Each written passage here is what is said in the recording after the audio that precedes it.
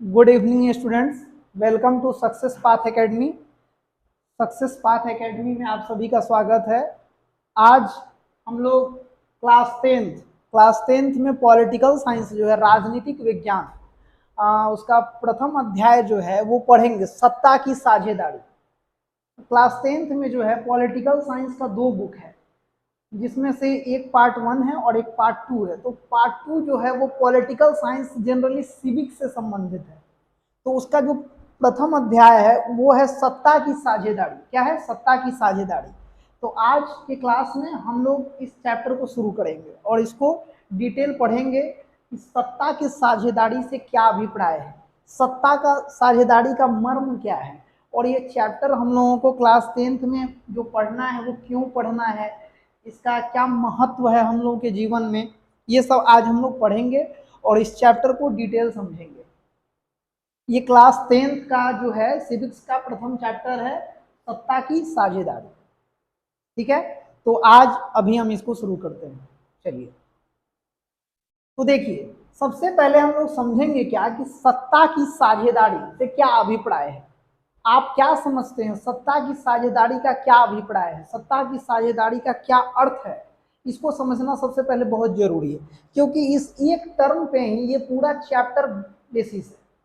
इस एक शब्द को, मतलब ये जो सेंटेंस है सत्ता की साझेदारी, इसी को क्लियर करने के लिए इस पूरे चैप्टर में बहुत एग्जाम्पल दिया गया है। किसी देश का, दो दो देशों का एग्जाम्पल दिया गया है, उसके बारे में, उसकी अलग अलग परिस्थितियों के, और उन परिस्थितियों में उसने जो जो फैसले लिए उन फैसलों का डिटेल एनालिसिस करके आपको बताया गया है कि सत्ता के साझेदारी का क्या अर्थ है, और सत्ता के साझेदारी से क्या अभिप्राय है, और सत्ता का साझेदारी क्यों जरूरी है, और इसका महत्वपूर्ण, मतलब क्या महत्व है, इसको हम लोगों को समझना है इस चैप्टर। ठीक है, तो ठीक है, सत्ता की साझेदारी। देखिए, सत्ता का मतलब होता है ना पावर। ठीक है, सत्ता का मतलब होता है पावर। जैसे सत्ता का जो मतलब पावर है, उस पावर का डिस्ट्रीब्यूशन वो साझेदारी होता है। मतलब पावर में सबकी भागीदारी, पावर में सबका साझेदारी, भागीदारी, हिस्सेदारी, ही सत्ता की साझेदारी कहलाती है। समझ में आ रहा है? पावर के अंदर सत्ता मतलब क्या होता है? पावर, हुकूमत। जैसे गवर्नमेंट आप बोल सकते हैं, तो उस गवर्नमेंट में जो है लोगों की साझेदारी होनी चाहिए, भागीदारी होनी चाहिए, हिस्सेदारी होनी चाहिए। इसी कॉन्सेप्ट को ये क्लियर करता है, सत्ता की साझेदारी। ठीक है, तो ये कॉन्टेक्स्ट जो है आपका सिविक्स का प्रथम अध्याय, सत्ता की साझेदारी, इसमें ये दो देशों का एग्जाम्पल लिया गया है। पहला श्रीलंका और दूसरा बेल्जियम। इन दोनों देशों के माध्यम से, और इन दोनों देशों में जो परिस्थितियां उत्पन्न हुई थी, और इन देशों में जो परिस्थिति उत्पन्न हुई थी, उस परिस्थिति को इन दोनों देशों ने अपने अलग अलग तरीके से उसे सॉल्व आउट करना चाहा। तो दोनों की में क्या, किसने वो समस्या को सॉल्व कर पाए, और किसने उनके तरीके की वजह से जो समस्या खत्म होने के बजाय और बढ़ गई, ये इसमें बताया गया है इस चैप्टर में। तो हम देखेंगे इस चैप्टर के अंतर्गत कि श्रीलंका में कैसी माने समस्या उत्पन्न हुई, और उस समस्या को दूर करने के लिए इसने मैंने क्या प्रक्रिया अपनाया। उसी तरह बेल्जियम में हम लोग समझे कि बेल्जियम में क्या समस्या आई थी, और उस समस्या को दूर करने के लिए बेल्जियम ने क्या रास्ता अपनाया। ये दोनों डिफरेंट देश हैं, अलग अलग देश हैं, दोनों की समस्याएं सेम थी, लेकिन दोनों ने जो उसका सॉल्व मतलब सॉल्यूशन निकाला वो अलग अलग दिया। दोनों ने दो डिफरेंट देश हैं, समझिए मेरी बात को, दो अलग अलग देश हैं, दोनों की समस्याएं एक जैसी थी, लेकिन दोनों ने जो सॉल्यूशन दिया वो अपना अपना अलग अलग सॉल्यूशन दिया। तो दोनों सॉल्यूशन में कौन सा सॉल्यूशन बेटर हुआ, और उसमें सत्ता की साझेदारी कैसे महत्वपूर्ण है, इसको इस चैप्टर में बताया गया। तो इसको ध्यान से समझने का प्रयास करेंगे। देखिए, शॉर्ट नोट्स के रूप में हम यहाँ पे पहले से लिखा हुआ है बोर्ड पे, जिससे आपको समझना आसान होगा। इसको पढ़ाने के बाद एक बार फिर से आप पढ़ेंगे और बुक को रीडिंग करेंगे तो आपको आसानी से समझ में आएगा। नहीं भी तो वीडियो को डबल देखना है, ठीक है, अगर कहीं कुछ समझ में नहीं आ रहा है तब। तो ध्यान से देखिए। देखिए, सत्ता की साझेदारी में जो डिफरेंट देश हैं उसमें पहला है श्रीलंका।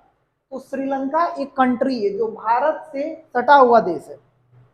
दक्षिणी क्षेत्र में जो है तमिलनाडु, उसी से थोड़ा सा मतलब समुद्री इलाका को पार करने के बाद श्रीलंका कंट्री आता है। छोटा सा देश है। अगर ये हरियाणा राज्य जो है इंडिया का उससे भी छोटा है, और वहाँ की आबादी भी जो है बहुत कम है। तो किसी एक स्टेट, इंडिया का जो कोई एक बड़ा स्टेट है, उसकी उतनी इसकी मतलब क्या बोलते हैं, इसका क्षेत्रफल है और उसकी जो जनसंख्या है वो भी कम है। तो इस श्रीलंका में जो भारत से सटा हुआ देश है, अलग देश है, ये अलग कंट्री है। इस श्रीलंका जो है 1948 1948 में ये स्वतंत्र हुआ था। ये देश मतलब स्वतंत्र राष्ट्र, जैसे इंडिया जो है 1947 में स्वतंत्र राष्ट्र बना, उसी तरह ये श्रीलंका जो है 1948 में जो है एक स्वतंत्र देश बना। कौन? श्रीलंका। तो ये श्रीलंका जब 1948 में एक स्वतंत्र देश बना, तो उस देश में बहुत सारे लोग रहते थे, बहुत सारे डिफरेंट टाइप के लोग रहते थे, उनकी भाषा डिफरेंट थी। तो लेकिन देखिए मैक्सिमम जो लोग थे, बहुसंख्यक जो लोग थी, वहाँ की आबादी थी, वो सिंहली भाषा बोलती थी। कौन सा भाषा बोलती थी? सिंहली। ये एक प्रकार का लैंग्वेज है, भाषा है। सिंहली क्या है? भाषा। जैसे इंडिया में हम लोग हिंदी बोलते हैं, कोई इंग्लिश बोलता है, कोई तमिल बोलता है, कोई कन्नड़ बोलता है, मलयाली बोलता है, उसी तरह सिंहली एक भाषा है जो श्रीलंका में रहने वाले बहुसंख्यक आबादी जो है वो सिंहली भाषा का प्रयोग करती है। उसी देश में, श्रीलंका में, क्योंकि वो तमिलनाडु से सटा हुआ देश था, तो जब आज़ादी मिली, जब श्रीलंका स्वतंत्र राष्ट्र बना, तो तमिलनाडु जो भारत का राज्य है, वहां से बहुत सारे लोग जो है, उस समय अंग्रेजों का शासन हुआ करता था, तो बंधुआ मजदूर के तौर पे वहां पे खेती कृषि या फिर उद्योग धंधे में, फैक्ट्री में काम करने के उद्देश्य से अंग्रेज जो है भारत से मजदूर लेकर जाते थे वहाँ। तो वहां पे जो कुछ लोग बस गए थे, तो वो उनकी भी संख्या काफी ज्यादा थी। तो श्रीलंका में दो तरह के भाषा बोलने वाले लोग थे मेनली, और भी भाषा बोलने वाले लोग होंगे, लेकिन जो मैक्सिमम था वो सिंहली भाषा बोलने वाले थे, और उसके बाद तमिल भाषा बोलने वाले लोग थे। तो ध्यान दीजिएगा, श्रीलंका एक कंट्री है जो 1948 में स्वतंत्र हुआ। उस देश में जो है बहुसंख्यक आबादी जो है वो सिंहली भाषा का प्रयोग करती थी, और उसके बाद जो बहुसंख्यक आबादी थी वो तमिल भाषा का प्रयोग करती थी। अब ध्यान दीजिएगा, तो जिस दिन श्रीलंका स्वतंत्र राष्ट्र बना, तो वहां जो सिंहली भाषा बोलने वाले जो बहुसंख्यक आबादी थी, मतलब ज्यादा संख्या में जो आबादी थी वो सिंहली भाषा का प्रयोग करती थी बोलने में। तो देखिए, वो सिंहली भाषा बोलने वाले जो लोग थे, उन्होंने सत्ता पे, पावर पे, गवर्नमेंट पे, ठीक है, अपना आधिपत्य जमाना चाहा, और तमिल भाषा बोलने वाले लोगों को दरकिनार करना चाहा। ठीक है, ऐसा अक्सर देखा गया है कि जो बहुसंख्यक आबादी होती है ना, वो मतलब अल्पसंख्यक को दरकिनार करती है, उसको इग्नोर करती है। ऐसा हमेशा देखने को मिलता है। तो श्रीलंका में भी जो सिंहली भाषा बोलने वाले आबादी थी, वो बहुसंख्यक मात्रा में थी। उन्होंने क्या चाहा कि सत्ता पे हमारा कब्जा हो। उन्होंने तमिल भाषा बोलने वाले को सत्ता से, माने राष्ट्र से वंचित रखा। उनको जो अधिकार थे, बहुत सारे अधिकारों से वंचित रखा। और जैसे मान लीजिए गवर्नमेंट में किसका सरकार बनेगी, कौन चुन कर आएंगे, आपका जो आईएएस होता है, सरकार को चलाने वाले लोग होते हैं, वो ऑफिसर में जो है सिंहली भाषा को प्रमुखता दी गई कि ये भाषा बोलने वाले लोगों को ही जो है श्रेय दिया जाएगा, उनको क्रेडिट मिलेगा, उनको वरीयता दी जाएगी। कहाँ? श्रीलंका में ये नियम लागू हुआ। 1948 में देश आजाद हुआ, 1956 के आसपास वहाँ जो कॉन्स्टिट्यूशन बना, उसके माध्यम से और अनेक कानून बनाकर ये लाया गया क्या कि उसमें इस तरह का प्रावधान प्रस्तुत किया गया कानून में कि सिंहली भाषा बोलने वाले लोग जो थे उनको प्रमुखता दी गई, वहां महत्व दिया गया, और तमिल भाषा बोलने वाले लोगों को दरकिनार किया गया। यानी कि बहुसंख्यक आबादी को तरजीह दिया गया, और तमिल भाषा जो कि अल्पसंख्यक भाषा बोलने वाले लोग थे, वहां अल्पसंख्यक आबादी जो थी वो तमिल भाषा बोलती थी, उनको बहुत सारे जो है दरकिनार करके रखा गया। बहुत से सरकारी कामों में पद के लिए उनको वंचित रखा गया। किसको? तमिल भाषा बोलने के लिए। तो चूंकि स्वाभाविक है, जब एक लोग, एक आबादी को आप जो है ऊपर वरीयता देंगे, दूसरे को जो है दरकिनार करेंगे, तो विद्रोह उत्पन्न होगा। तो यहाँ श्रीलंका में भी ये विद्रोह उत्पन्न हो गया। तमिल भाषा बोलने वाले लोग और सिंहली भाषा बोलने के वाले लोग डिस्ट्रीब्यूशन हो गए, अलग अलग हो गए, और उन दोनों में एक मतभेद शुरू हो गया, एक टकराव शुरू हो गया। और गृह युद्ध की स्थिति शुरू उत्पन्न हो गई। गृह युद्ध की स्थिति इसलिए मतलब तमिल भाषा बोलने वाले जो लोग थे, अल्पसंख्यक आबादी जो थी, उनको दरकिनार किया जाने लगा, वंचित रखा जाने लगा। किससे? सत्ता के पावर से। मतलब बहुत सारे सरकारी संस्थानों में जो वरीयता दी जाती है पद को लेकर, शिक्षा को लेकर, स्वास्थ्य को लेकर, तो जो बेसिक चीज है उनको यहाँ दरकिनार किया गया। तो ये तमिल भाषा बोलने वाले लोग एकजुट हो गए और सरकार के विरुद्ध, वहां जो गवर्नमेंट थी उसके विरुद्ध जो है उन्होंने अपना विद्रोह प्रकट किया, आंदोलन शुरू कर दिया। और जब ये विद्रोह बड़ी आबादी में मतलब फैलने लगा पूरे देश में, तो ये गृह युद्ध की स्थिति उत्पन्न हो गई श्रीलंका में। तो ध्यान से देखना है, ये श्रीलंका, फिर से एक बार समझ लीजिए, श्रीलंका 1948 में स्वतंत्र हुआ। वहां दो भाषा बोलने वाले मतलब आबादी ज्यादा थी, एक सिंहली भाषा बोलने वाली, दूसरा तमिल भाषा बोलने वाले लोग थे। मैंने बताया कि वहां के सत्ता पर जो था सिंहली भाषा बोलने वाले का आधिपत्य था, उन्होंने उस पर अपना कब्जा जमा लिया और तमिल भाषा बोलने वाले लोगों को इग्नोर किया, दरकिनार किया। ठीक है, तो इस वजह से जो कि ये असमानता का भाव आ गया, एक को श्रेष्ठ बनाना, दूसरे को जो है पृथक रखना, तो ये असमानता की वजह से जो है ना वहां का विद्रोह उत्पन्न हुआ। तमिल बोलने वाले लोगों ने एक समूह बनाया, अपने आप को संगठित किया और सत्ता में जो लोग बैठे हुए थे, जिसमें से मैक्सिमम लोग सिंहली बोलने वाले लोग थे, उन सरकार के विरुद्ध, सत्ता के विरुद्ध उन्होंने अपना विरोध प्रकट किया। और ये विरोध इतना बढ़ने लगा कि श्रीलंका में गृह युद्ध की स्थिति उत्पन्न हो गई। ठीक है, इस कहानी को यहाँ तक हम स्टॉप करते हैं, फिर कुछ देर बाद हम फिर से इस पर आएंगे। अब बेल्जियम के कॉन्सेप्ट को समझते हैं। श्रीलंका को समझ गए आप लोग कि श्रीलंका में 1940 में आजाद हुआ, दो भाषा बोलने वाले लोग थे वहां पे, इन दोनों के बीच में टकराव उत्पन्न हो चुका था। ठीक है, क्यों टकराव उत्पन्न हो चुका था? वो इसलिए टकराव उत्पन्न हो चुका था कि श्रीलंका में जो सिंहली भाषा बोलने वाले लोग थे उन्होंने सत्ता पर अपना कब्जा, आधिपत्य जमा लिया था और तमिल भाषा बोलने वाले लोगों को जो है दरकिनार करके रखा था।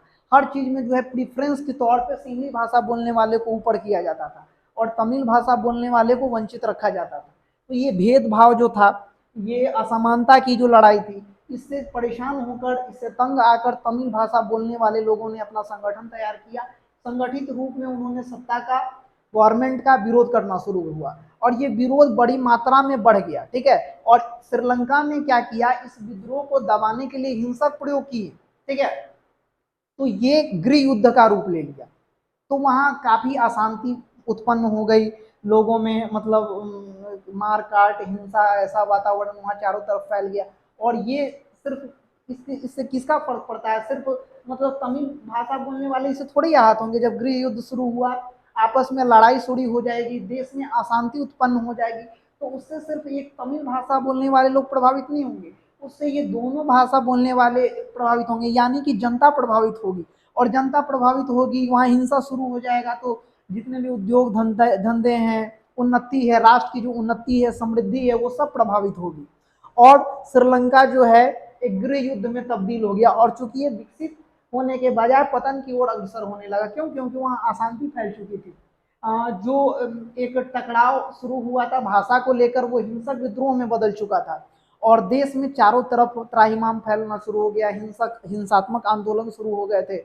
और उसको दबाने के लिए सत्ता और सरकार ने भी क्या किया, हिंसक तरीके अपनाए, जिससे विद्रोह दबने के बजाय और ज्यादा भड़क उठा। और इससे पूरा ये जो राष्ट्र श्रीलंका विकसित होने के बजाय पतन की ओर अग्रसर हुआ। ठीक है, क्योंकि इस राष्ट्र में अशांति की मात्रा बढ़ने लगी थी, जनता त्राहिमाम थे, परेशान थी, और ये एक भाषा तक ही सीमित नहीं रही, ये पूरे देश की समस्या बन गई जब ये गृह युद्ध में बदल गया। तो ये समझ में आ रहा है कि एक जगह एक समस्या उत्पन्न हुई और उस समस्या से निदान पाने के लिए श्रीलंका के जो सत्ता थी, वहाँ के जो गवर्नमेंट थी, उन्होंने हिंसात्मक तरीके अपनाए, विरोधात्मक तरीके अपनाए। मतलब उन्होंने तमिल भाषा बोलने वाले लोगों का जो संगठन था, उनके माध्यम से जो उन्होंने आंदोलन शुरू किए, जो उन्होंने प्रतिरोध शुरू किया, अपनी भेदभाव को खत्म करने के लिए, अपनी समानता की मांग को लेकर उन्होंने जो सकारात्मक प्रतिरोध शुरू किया गया था, उसकी बातों को दरकिनार करते हुए, उसको नज़रअंदाज करते हुए उसको दबाने का कोशिश किया और हिंसात्मक रूप से दबाने का कोशिश किया। तो वो दबा नहीं, बल्कि और वो विद्रोह बढ़ गया। और वो विद्रोह बढ़ने का ये नतीजा हुआ कि वो देश विकास की ओर अग्रसर होने की बजाय और पतन की ओर अग्रसर होने लगा। ठीक है, क्योंकि वहाँ इस विद्रोह से, इस आंदोलन से, इस हिंसात्मक कार्रवाई से वहाँ की जनता त्रस्त होने लगी, परेशान होने लगी, वहाँ के उद्योग धंधे कृषि इन पे असर पड़ता है। इसकी वजह से जो है वो देश उन्नति की राह पर न चलकर जो है अवनति की राह की ओर अग्रसर होने लगे। कौन? श्रीलंका ने। तो श्रीलंका का आप कॉन्सेप्ट समझे कि इस राष्ट्र में एक समस्या उत्पन्न हुई थी भाषा को लेकर, और भाषा के का जो समस्या उत्पन्न हुआ था सिंहली और तमिल भाषा को लेकर, इसको श्रीलंका की जो सत्ता था, जो गवर्नमेंट था, उसको इस समस्या को सॉल्व करने के लिए, इसका जो समाधान प्रस्तुत करने का उन्होंने अलग तरीका अपनाया।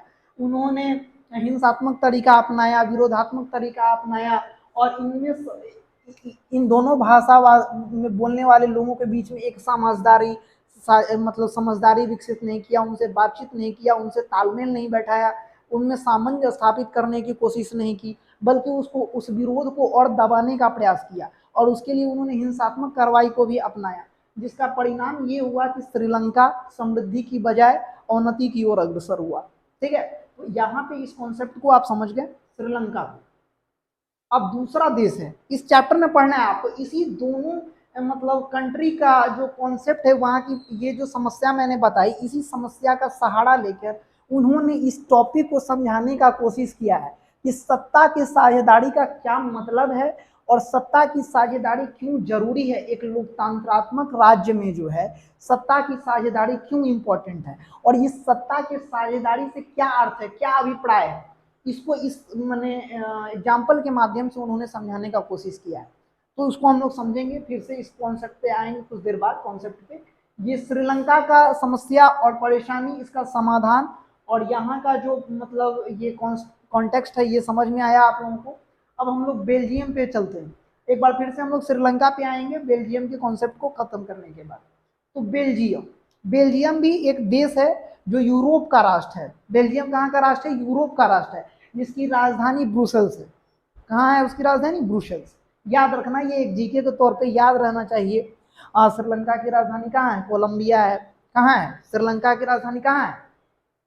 उसी तरह बेल्जियम की राजधानी ब्रुसेल्स है। ठीक है, तो ब्रुसेल्स में भी देखिए, जैसे श्रीलंका में दो भाषा बोलने वाले लोग थे, एक सिंहली दूसरा तमिल, उसी तरह बेल्जियम में भी दो भाषा बोलने वाले लोग थे ज्यादातर, एक फ्रेंच दूसरा डच।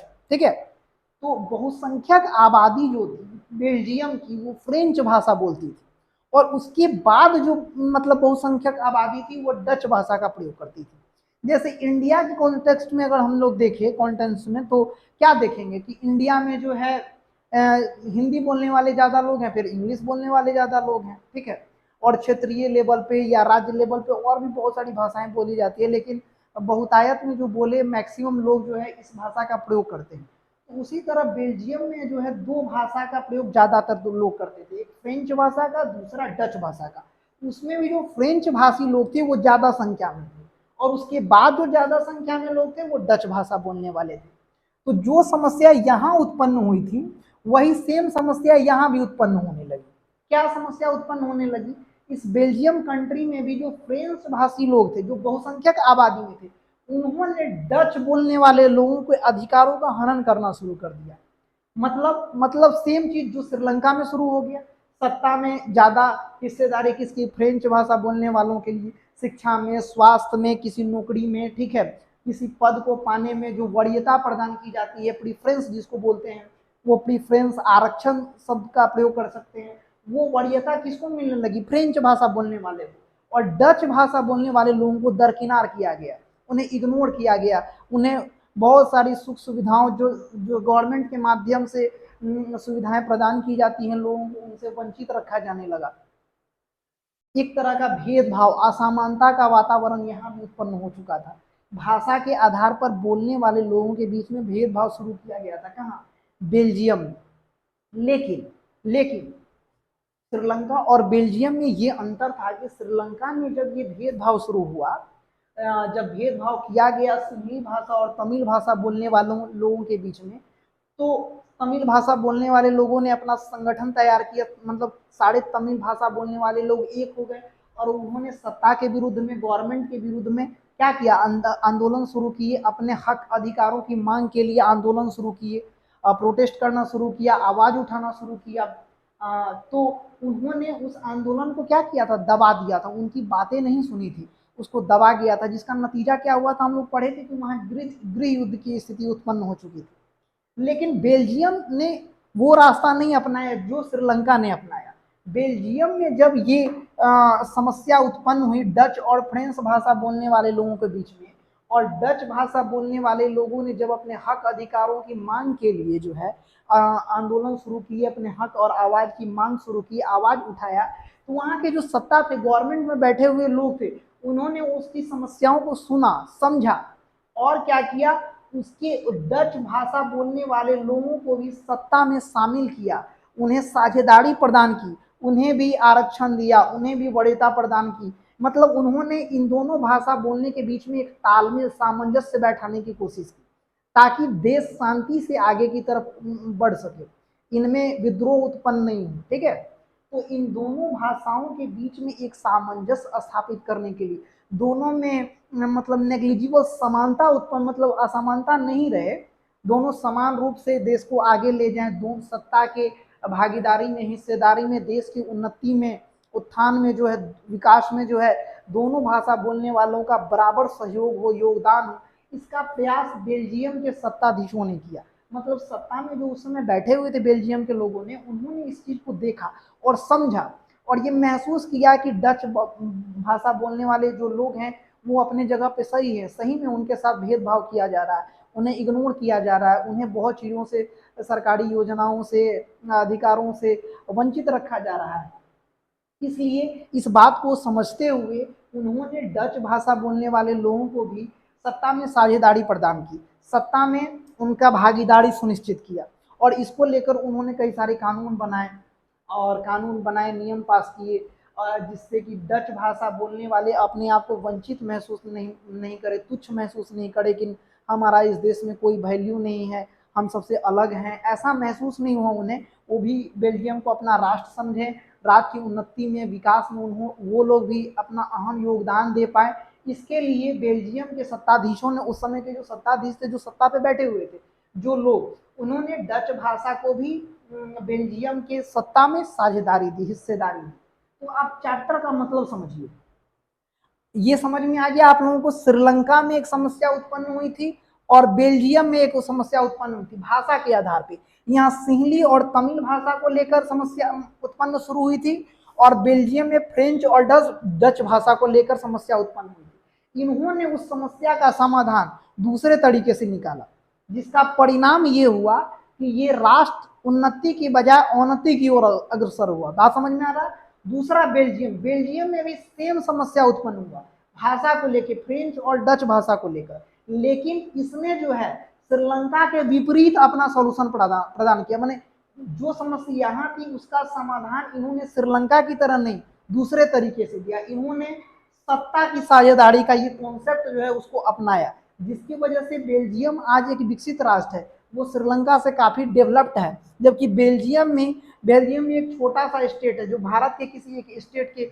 बराबर होगा, किसी बड़े स्टेट को, वहाँ की आबादी भी कम है, लेकिन इन्होंने चूंकि अपना अलग समाधान का तरीका निकाला, इसकी वजह से बेल्जियम विकास की ओर अग्रसर हुआ, वो उन्नति की ओर अग्रसर हुआ। और चूंकि श्रीलंका ने गलत कॉन्सेप्ट अपनाया, गलत तरीके से जो है समस्या का समाधान करना चाहा, विद्रोह जो उत्पन्न हो रहा था वो सही मांग थी, उसको उन्होंने दबाना चाहा हिंसात्मक तरीके से, तो उसका कारण हुआ, नतीजा परिणाम ये हुआ कि श्रीलंका जो है उन्नति की ओर अग्रसर हुआ। तो ये बेल्जियम और श्रीलंका का कॉन्सेप्ट आप समझे। तो देखिए श्रीलंका ने जो समाधान अपनाया उसको आप समझ गए और उसका परिणाम भी समझ गए। बेल्जियम में जो समस्या उत्पन्न हुई थी, बेल्जियम ने उसका जो समाधान प्रस्तुत किया वो क्या किया, सत्ता की साझेदारी कर दी। मतलब सत्ता में दोनों भाषा बोलने वाले लोगों को साझेदार बनाया ताकि उन दोनों के बीच में सामंजस्य उत्पन्न हो सके, उन दोनों में समानता का भाव विकसित हो सके और वो दोनों साथ भाईचारे के साथ रहकर, प्रेम के साथ रहकर देश में शांति स्थापित करते हुए राष्ट्र की उन्नति में, विकास में बराबर सहयोग दे पाए, महत्वपूर्ण अपना योगदान दे पाए। तो ये समझ में आया। अब ये बात समझना बहुत जरूरी है क्योंकि श्रीलंका का कॉन्सेप्ट तो डिफरेंट ही था, बेल्जियम का कॉन्सेप्ट यहां से निकल के आया क्या, सत्ता की साझेदारी। मतलब बेल्जियम ने सत्ता की साझेदारी, को अपने देश में लागू किया, अपनाया, और जिसका परिणाम नतीजा क्या हुआ, सुखद परिणाम निकला। ये देश उन्नति की ओर अग्रसर हुआ, विकास की ओर अग्रसर हुआ। अब आखिरी समय में जो है हम इस चीज को समझने का प्रयास करेंगे हम लोग, क्योंकि इस बेल्जियम ने सत्ता की साझेदारी का कॉन्सेप्ट अपनाया अपने देश में। तो अब थोड़ा डिटेल हम लोग ये समझने का कोशिश करेंगे कि सत्ता का साझेदारी मतलब क्या होता है, क्या किया उन्होंने, सत्ता का साझेदारी ये कॉन्सेप्ट मतलब ये सब क्यों इतना महत्वपूर्ण है। और एक लोकतांत्रात्मक राज्य जो है, डेमोक्रेसी में इस शब्द का और इसका प्रयोग का बहुत ही जरूरी है। अगर ये नहीं होगा तो कोई राष्ट्र, लोकतांत्रात्मक राज्य जो है, डेमोक्रेसी अगर किसी देश में है तो वो विकास की ओर अग्रसर नहीं हो सकती है। इसलिए कोई अगर डेमोक्रेसी कंट्री है तो वहां इस कॉन्सेप्ट को, सत्ता की साझेदारी को अपनाना बहुत जरूरी है। तो इस बेल्जियम ने जो ये सत्ता की साझेदारी को प्रयोग किया अपने देशों में, तो ये उन्नति और विकास की ओर अग्रसर हुआ। ठीक है, यहाँ तक समझ में आ गया है। अब सत्ता की साझेदारी के कॉन्सेप्ट को हम लोग थोड़ा डिटेल समझते हैं कि सत्ता का साझेदारी क्या है। मतलब इस पूरे चैप्टर को अब हम लोग निचोड़ते हैं, उसका मर्म संक्षेप में हम लोग आपको बताने का प्रयास करते हैं कि सत्ता का साझेदारी, और इतना ये डिटेल दो देशों का जो एग्जाम्पल दिया उसका क्या मर्म निकला, क्या अभिप्राय हुआ। तो उसका अभिप्राय ये हुआ, ये सत्ता की साझेदारी से अभिप्राय ये है कि सत्ता, पावर, गवर्नमेंट में सभी की भागीदारी हो, सभी की हिस्सेदारी हो। किसी खास व्यक्ति का, किसी खास वर्ग का, किसी खास समुदाय के, किसी खास धर्म के लोगों का ही उस पर आधिपत्य नहीं हो, बल्कि देश में, कंट्री में जितने सारे लोग रहते हैं उन सबकी उसमें कंट्रीब्यूशन होना चाहिए, सबकी हिस्सेदारी होनी चाहिए, सबकी भागीदारी होनी चाहिए। यही है सत्ता की साझेदारी से कहने का मतलब। जैसे इस चीज को हम लोग इंडिया के कॉन्टेक्स्ट में समझने का कोशिश करते हैं। अगर जैसे इंडिया में है तो देखिए, इस देश में हिंदू लोग रहते हैं, मुस्लिम लोग रहते हैं, क्रिश्चियन रहते हैं, सिख रहते हैं, ईसाई रहते हैं, बहुत सारे और भी संप्रदाय है, धार्मिक में भी संप्रदाय, बौद्ध संप्रदाय, जैन संप्रदाय, ईसाई में भी अलग अलग संप्रदाय हैं, मुस्लिम में भी अलग संप्रदाय हैं। तो क्या सत्ता पे क्या सिर्फ हिंदुओं का कब्जा होना चाहिए या सिर्फ मुस्लिमों का कब्जा होना चाहिए? क्या इस तरह कोई राष्ट्र उन्नति कर सकता है क्या? नहीं। कोई देश तभी आगे बढ़ सकता है जब उसकी सत्ता में, जब उसके पावर में, जब उसके गवर्नमेंट में, जब उसका जो जो देश का शासन संचालन है उसमें सभी लोगों की भागीदारी हो, सभी लोगों की साझेदारी हो।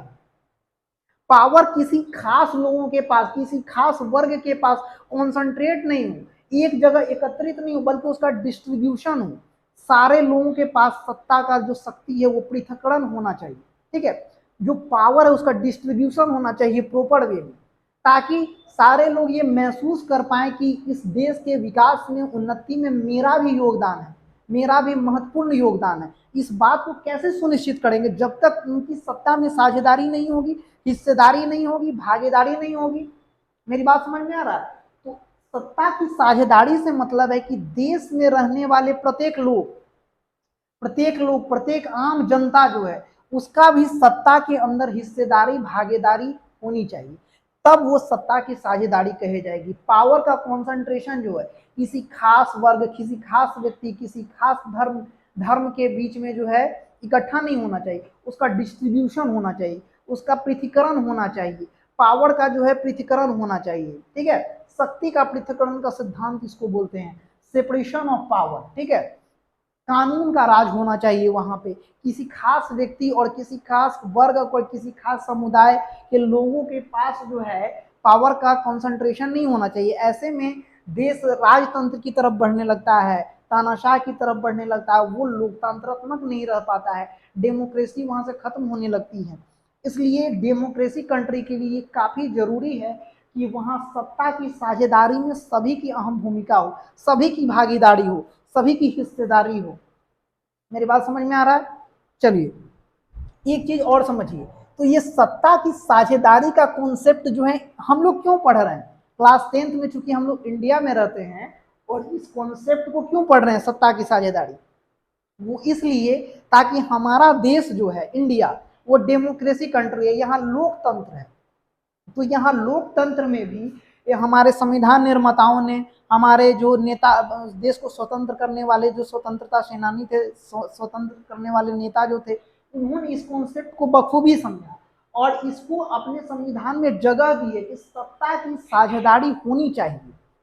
सत्ता का जो केंद्रीकरण नहीं होना चाहिए, सत्ता का पावर सेंट्रलाइज नहीं होना चाहिए, किसी खास व्यक्ति किसी खास वर्ग के हाथों में सत्ता का पावर जो है वो मतलब कॉन्सेंट्रेट नहीं होना चाहिए, उसका डिस्ट्रीब्यूशन होना चाहिए, उसका पृथक्करण होना चाहिए। तो इसलिए उन्होंने अपने कॉन्स्टिट्यूशन में और देश की आज़ादी के बाद भी बहुत सारे कानून पास कर उन्होंने सत्ता की साझेदारी के कॉन्सेप्ट को बढ़ाया है और इसको और विकास किया है और इसको आगे बढ़ाने का प्रयास किया जा रहा है। ठीक है, तो जैसे देखिए इंडिया में के कॉन्टेक्स्ट में आप इसको समझने का प्रयास करेंगे तो आप बेहतर तरीके से समझ पाएंगे कि सत्ता की साझेदारी क्या है। देखिए सत्ता इंडिया जो है, इंडिया के सत्ता में जो है गवर्नमेंट में जो चाहे वो केंद्र की सरकार हो या राज्य की सरकार हो या लोकल स्तर पे भी सरकार जो जिसको हम ग्राम पंचायत बोलते हैं, प्रांतीय सरकार बोलते हैं, ठीक है, तो उनमें क्या है ना कि देश के हर जाति धर्म के लोगों को, यहाँ तक कि महिलाओं को भी आगे बढ़ाने का प्रयास किया गया, उनको भी शामिल करने का प्रयास किया गया है। हर जाति के हर धर्म के लोगों को, हर भाषा को बोलने वाले लोग, किसी में भेदभाव करने की कोशिश नहीं की गई है और ये कोशिश किया गया है कि इस सत्ता को जो है संचालन में सभी की हिस्सेदारी हो, सभी की भागीदारी हो, इसका प्रयास किया गया है। आप देखते होंगे कि इंडिया का जो केंद्र में हो या राज्य में हो, हमेशा देखेंगे कि वहाँ जो प्रधानमंत्री किसी भी जाति का हो सकता है, किसी भी धर्म का हो सकता है, राष्ट्रपति किसी जाति का हो सकता है, किसी धर्म का हो सकता है, किसी भाषा को महत्व देने वाला हो सकता है, किसी राज्य क्षेत्र का हो सकता है, वो महिला हो सकती है, पुरुष हो सकता है, कोई भी। तो ये क्या है, ये सत्ता की साझेदारी। ऐसा नहीं है कि कोई खास वर्ग का लोग ही प्रधानमंत्री बनेगा या खास जाति के लोग ही राष्ट्रपति बनेंगे, ऐसा नहीं है, कोई भी बन सकता है। ये सत्ता की साझेदारी है कि मतलब कोई व्यक्ति, प्रत्येक व्यक्ति उसका हकदार है, वो उसमें हिस्सेदार हो सकता है, भागीदार हो सकता है, उसका कंट्रीब्यूशन महत्वपूर्ण है किसमें, सत्ता में। तो ये हुआ सत्ता के साझेदारी का पहला महत्व कि सत्ता के साझेदारी में प्रत्येक व्यक्ति के, राष्ट्र के प्रत्येक व्यक्ति का, चाहे वो किसी जाति धर्म लिंग किसी व्यक्ति हो, किसी धर्म समुदाय का व्यक्ति हो, उसकी हिस्सेदारी महत्वपूर्ण है, तब ये सत्ता की साझेदारी होती है। पहला बात समझ में आया कि प्रत्येक व्यक्ति का सत्ता में भागीदारी, राष्ट्र के उन्नति और विकास में हिस्सेदारी, भागीदारी सत्ता की साझेदारी कहलाती है। ओके, दूसरी बात, इस सत्ता की साझेदारी को और व्याख्यात करने के लिए और विकसित करने के लिए हमारे संविधान निर्माताओं ने जो पावर ऑफ कंसंट्रेशन है, ठीक है, मतलब सत्ता का जो पावर है वो केंद्रीकृत न करके उसको विकेंद्रीकृत किया गया, डिसेंट्रलाइज किया गया है। सेंट्रलाइज न करके डिसेंट्रलाइज किया गया है। डिसेंट्रलाइज का मतलब क्या होगा, पावर किसी खास व्यक्ति, किसी खास वर्ग, कुछ खास लोगों में या केंद्र के पास नहीं, उसका डिस्ट्रीब्यूशन है, प्रॉपर डिस्ट्रीब्यूशन है। वो कैसे है आप देख सकते हैं, इसको अपने देश के कॉन्सेप्ट में जो है विधायिका, कार्यपालिका और न्यायपालिका। विधायिका लेजिस्लेटिव, एक्सिक्यूटिव और जुडिशरी। हम लोग क्या है, हमारे देश में जो पावर है, गवर्नमेंट का पावर है, सत्ता का जो पावर है, शक्ति जो है, उसको मतलब डिसेंट्रलाइज किया गया, उसका पृथक्करण किया गया, उसका बंटवारा किया गया, डिस्ट्रीब्यूशन किया गया। मतलब सारी शक्ति सिर्फ विधायिका के पास है ऐसा नहीं है, सारी शक्ति कार्यपालिका के पास है ऐसा नहीं है, या सारी शक्ति न्यायपालिका के पास है ऐसा नहीं है। पावर का डिस्ट्रीब्यूशन किया गया है, कुछ शक्ति विधायिका के पास है, कुछ शक्ति कार्यपालिका के पास है, कुछ शक्ति न्यायपालिका के पास है। ठीक है, तो विधायिका के पास कानून बनाने की शक्ति है, ये कानून का निर्माण करती है कौन, विधायिका। और कार्यपालिका वो जो कानून विधायिका बनाती है उसको लागू करवाने की जिम्मेवारी किस पे होती है, कार्यपालिका पर होती है। और न्यायपालिका इसका रिव्यू करती है कि वो जो कानून बना है विधायिका द्वारा उसका सही से पालन हो रहा है कि नहीं, या पालन हो रहा है तो उसमें कहीं कुछ गड़बड़ी तो नहीं हो रही है, उसका देखरेख कौन करता है, वो न्यायपालिका करती है हमारे देश में। यानी कि सत्ता का जो पावर है, शक्ति जो है वो डिसेंट्रलाइज्ड है, किसी खास व्यक्ति, किसी खास वर्ग के हाथों में नहीं है, बल्कि उसका विकेंद्रीकृत किया गया है, उसका डिसेंट्रलाइजेशन किया गया है। एक तो मैंने बताया कि प्रत्येक व्यक्ति के पास वो पावर को डिस्ट्रीब्यूट कर दिया गया है कि सत्ता में किसी की भी भागीदारी हो सकती है, किसी की भी हिस्सेदारी हो सकती है। दूसरा, उस पावर को किसी खास मतलब सिस्टम के अधीन, किसी खास संस्था के अधीन सेंट्रलाइज नहीं किया गया है, वहां भी डिसेंट्रलाइज किया गया है। ऐसा नहीं है कि विधायिका के पास सारा शक्ति है और वो खुद को बहुत पावरफुल समझने लगे, ऐसा नहीं है। उसके ऊपर कार्यपालिका है क्या, और ये दोनों के बीच में न्यायपालिका है। ये कुछ गलत करेगी तो ये ध्यान देंगे, ये गलत करेंगे तो ये ध्यान देंगे। तो एक प्रोसेस बनाया गया है कि पावर किसी एक के पास नहीं रहे बल्कि उसका डिसेंट्रलाइजेशन, ताकि कोई एक व्यक्ति, कोई एक संस्था अपने आप को सर्वशक्तिशाली, सर्वसंप्रभु नहीं समझे। ठीक है, ये बात समझ में आ गई। तो सत्ता की साझेदारी का दो कॉन्सेप्ट है, क्या? सत्ता में यानी गवर्नमेंट में, देश के संचालन में, कानून में, विधि में प्रत्येक जनता, आम जनता का हिस्सेदारी, उसका कंट्रीब्यूशन क्या कहलाता है? सत्ता की साझेदारी कहलाती है। दूसरा, सब पावर जो है किसी खास संस्था में सेंट्रलाइज नहीं है, बल्कि उसका पृथक्करण हुआ है किसके किसके बीच में? विधायिका, कार्यपालिका और न्यायपालिका। ये इंडिया के कॉन्स्टिट्यूशन में बता रहे हैं, और जनरली जितने भी डेमोक्रेसी कंट्री है वहां ऐसा ही सिस्टम पाया जाता है।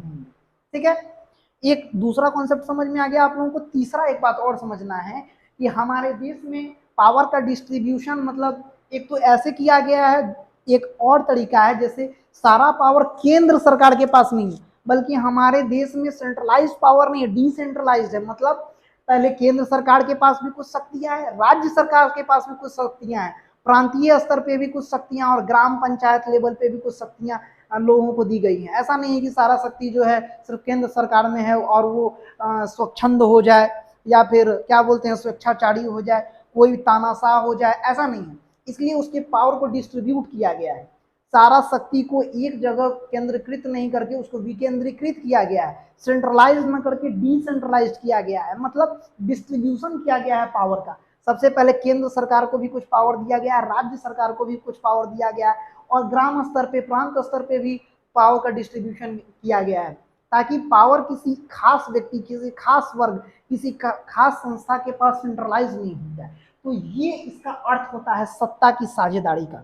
ठीक है, तो किसी भी डेमोक्रेसी कंट्री के लिए सत्ता की साझेदारी बहुत इंपॉर्टेंट है। मतलब सत्ता का पावर किसी खास जगह सेंट्रलाइज ना हो के डिसेंट्रलाइज हो, और सत्ता में सभी की भागीदारी हो, सभी की हिस्सेदारी हो, देश के संचालन में, विकास में, उन्नति में सभी का हाथ हो, सभी की भागीदारी हो, सभी की हिस्सेदारी हो, और ये चीज ही सत्ता की साझेदारी कहलाती है। ठीक है, तो उम्मीद करता हूं कि आपको ये चैप्टर और ये कॉन्सेप्ट समझ में आ गया होगा कि सत्ता की साझेदारी से क्या अर्थ है, क्या अभिप्राय है, और हम लोग श्रीलंका और बेल्जियम के कॉन्सेप्ट में जो कॉन्टेक्स्ट में जो समझे कि यहाँ जो समस्या उत्पन्न हुई थी इसका श्रीलंका ने कैसे समाधान किया और उसके क्या परिणाम हुए, घातक परिणाम हुए। दूसरा, बेल्जियम में जो समस्या उत्पन्न हुई उसका बेल्जियम ने कैसे समाधान किया और उसका क्या सकारात्मक परिणाम और नतीजा निकला, इसको भी हमने देखा। तो बेल्जियम ने क्योंकि एक अलग तरीका अपनाया, डेमोक्रेसी के एक क्या बोलते हैं, डेमोक्रेसी का एक जो है अहम रूल जो है, इसको कह सकते हैं सत्ता की साझेदारी, इसका पालन किया। और बेल्जियम ने क्या किया, जब समाधान प्रयोग किया तो वो विकसित बनने लगा, विकास की ओर अग्रसर किया। तो इसलिए सत्ता की साझेदारी किसी भी डेमोक्रेसी कंट्री के लिए या किसी भी कंट्री के उत्थान के लिए, विकास के लिए बहुत जरूरी है। क्या जरूरी है सत्ता की साझेदारी में? मतलब उस देश के विकास में, उन्नति में, समृद्धि में सभी लोगों की भागीदारी हो। सभी लोगों से मतलब जो देश की आम जनता का, वो चाहे मजदूर हो, किसान हो, पैसे वाले लोग हों, अमीर हो, गरीब हो, ठीक है, फल विक्रेता हो, या फिर कोई भी, ये बड़ी मनुष्य, कोई भी जाति का हो, कोई भी धर्म का हो, कोई भाषा बोलने वाला हो, किसी भी लिंग का, उन सब का योगदान ही, उन सब का एक सफल योगदान, उनका संगठन ही, उनका मतलब सामंजस्य ही देश को उन्नति की ओर अग्रसर कर सकता है। अगर इनमें आपस में मतभेद रहेगा, लड़ाई झगड़े होते रहेंगे, इनमें भेदभाव पाया जाता रहेगा, असमानता का भाव रहेगा, तो वो राष्ट्र कभी भी उन्नति की ओर अग्रसर नहीं कर सकता है। इसलिए हम लोगों को ये कोशिश करना चाहिए, क्योंकि हम लोग के देश में भी काफ़ी संख्या में आप देखते होंगे कि भाषा के आधार पे तो मतलब समझिए कि ऐसा कोई राष्ट्र ही नहीं है, कोई दूसरा देश ही नहीं जहाँ इतना भाषा बोला जाता हो। तो हमारे देश में बहुत सारी भाषाएं बोली जाती हैं, बहुत तरह के जातियां हैं, धर्म है, संप्रदाय है, उसके अंदर मतलब उसके अंदर भी बहुत सारे वर्ग बटे हुए हैं, धर्म के अंदर, जाति के अंदर। तो उन सबको सामंजस्य स्थापित करके, उनको एकीकृत करके, उनमें आपस में प्रेम भाईचारा को बनाते हुए, और हम लोग जब उन्नति करेंगे, प्रयास करेंगे, काम करेंगे, तभी हम अपने राष्ट्र को उन्नति की ओर अग्रसर कर सकते हैं। अगर हम लोग आपस में लड़ते रहेंगे, भाषा, कभी भाषा के आधार पे, कभी जाति के आधार पे, कभी धर्म के आधार पे आपस में लड़ाई करेंगे, विद्रोह करेंगे, हिंसात्मक हो जाएंगे, आपस में मतभेद करेंगे, असमानता को बढ़ाएंगे, तो कभी भी राष्ट्र उन्नति की ओर अग्रसर नहीं कर सकता है। तो इसका समाधान यही है और इस चैप्टर को पढ़ने का यही महत्व है कि पहली बात तो ये कि हम ये समझ पाए कि हमारे देश में जो सत्ता की साझेदारी का कॉन्सेप्ट है उसको अपनाया गया है, वो क्यों अपनाया गया है, वो क्यों जरूरी है। तो पहली बात ये समझ में आ गई। और दूसरी बात, अगर जो इसको अपनाया गया है देश में, तो हम इस कॉन्सेप्ट को, इस चीज को अपने अंदर भी समाने का कोशिश करें, उसको उतारने का प्रयास करें और इस रूल के अनुसार अपने देश का संचालन करने का प्रयास करें, ताकि इस सत्ता के साझेदारी को सही से प्रयोग कर सके हम अपने देश में। तभी हमारा देश जो है उन्नति की ओर अग्रसर हो पाएगा। नहीं तो हम लोग कभी विकसित देश नहीं बन पाएंगे, विकास की ओर अग्रसर नहीं हो पाएंगे। अगर हम लोग आपस में मतभेद करते रहेंगे, लड़ते रहेंगे, झगड़ते रहेंगे, जो अक्सर देखने को मिलता है। तो आप लोगों से उम्मीद है कि आप लोग सत्ता की साझेदारी के कॉन्सेप्ट को बेहतर तरीके से समझ गए होंगे। और अगर समझने में कहीं दिक्कत हुई होगी तो इसको एक बार फिर से वीडियो को आप बैक करके देखने की कोशिश करेंगे। और अगर उसके बाद भी कुछ समझने में दिक्कत होगी तो आप लोग कमेंट करेंगे नीचे, तो मैं कोशिश करूंगा कि उस कमेंट का जवाब दे पाऊँ और एक बेहतर वीडियो बनाकर लेकर आ पाऊँ जो आपको दिक्कत परेशानी हो रही है। तो आज के लिए दोस्तों इतना ही। इस चैप्टर को आप लोग फिर से एक बार पढ़ेंगे, समझने का प्रयास करेंगे।